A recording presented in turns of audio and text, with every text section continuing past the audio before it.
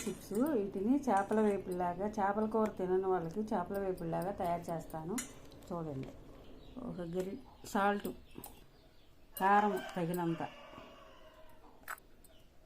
వెల్లుల్లి paste 1 spoon, masala 1 spoon, కొద్దిగా కరివేపాకు, పసుపు, స్పూను పెరుగు కొంటున్నాను.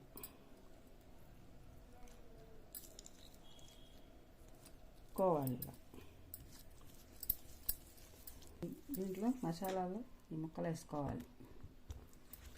కూర అరటికాయ ముక్కలు ఇవి వేసుకోవాలి. ఆయిల్లో వేయించుకోవాలి. అలా వేయించుకోవాలి.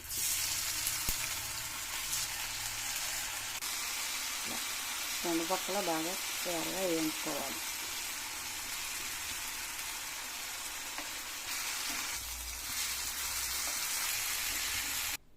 చేపలు లేకోకుండా చేపల కూర తినని వాళ్ళకి ఈ చేపల వేపుడు చాలా టేస్టీగా ఉంటుంది. మీరు కూడా చేసుకొని తిని చూడండి ఎలా ఉందో.